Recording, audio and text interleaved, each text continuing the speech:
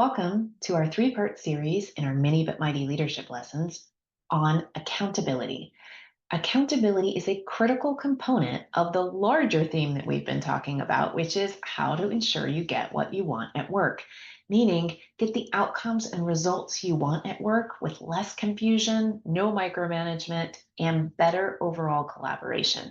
Be sure to check out our other Mini But Mighty leadership lessons, which include topics like setting expectations, clear communications, role clarity, and timelines and priorities, all of which are essential to getting what you want at work. But back to accountability. We're going to take a look at how to coach to performance and the accountability culture that you want. And let's consider some basic actions and behaviors to keep in mind. Remember, we're looking to create a fair set of standards and hold people equally accountable for those shared standards. There are some actions and behaviors that you can keep in mind as a leader. One is use a learning mindset. When things go wrong, ask, what can we learn? Not who's at fault. We're looking to reduce finger pointing. Remember, accountability isn't really about punitive actions or punishment. It's about collaborating together to make sure we get more of what we want and reduce our mistakes. Let's separate performance feedback from personal worth. We talk about this a lot at Boss at the Helm. It's ideas, not identities.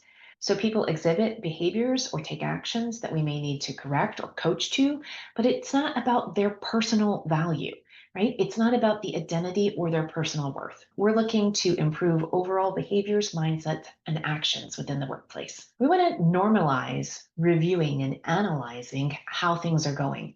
So invite reflection. What part of this outcome do you own? Or why do you think this didn't meet expectations? Using open ended questions, inviting people to reflect and contribute their thoughts, and doing it often as part of daily routines makes it part of the culture. So you might discuss in team meetings or in one on ones or in planning sessions for your different initiatives. Ask people to identify where they are on the accountability ladder, where they'd rank themselves and the collective team. Have debriefs that focus on accountability and results. So avoid accountability for the sake of checking boxes with no real ownership and really dive into where did we hold ourselves accountable? Where did we do good individually and collectively?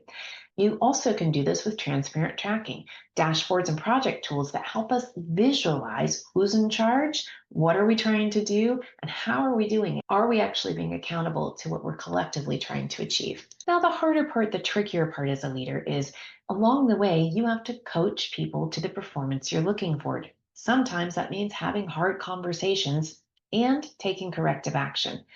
To have those conversations, it requires candor. You have to be direct while avoiding being an inconsiderate jerk, right? We don't need to be mean. We need to be kind and direct.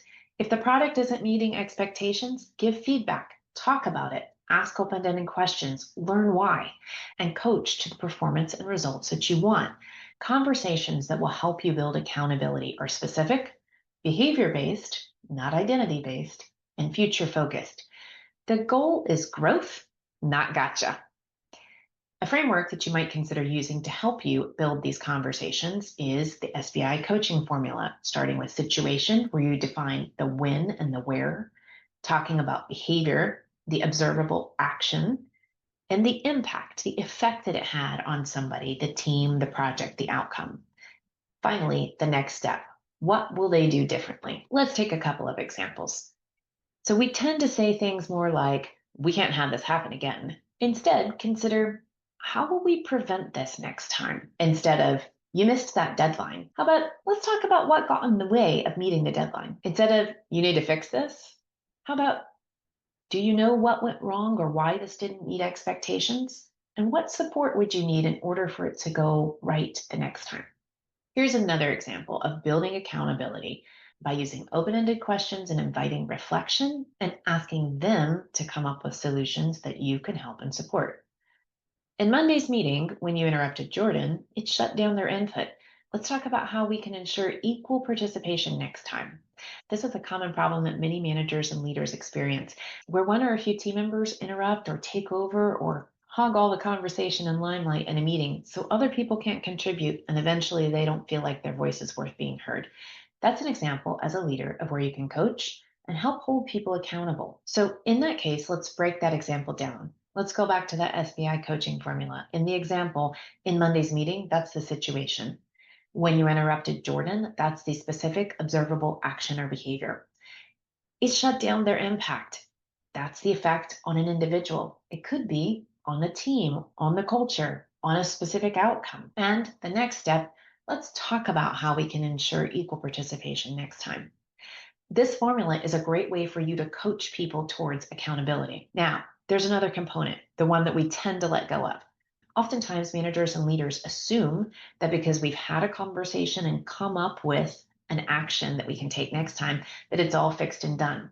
But you actually have to follow up. Make sure there's not only clear agreement on the next step, but that you check to make sure that the behavior and the impact is what you expected. If you continue to see those same behaviors, you have more coaching and potentially corrective action to take. Join us here at Boss at the Helm on Fridays for more mini but mighty leadership lessons. It's all about awareness, accountability, and leveling up. Lead yourself, then lead others. Be a boss.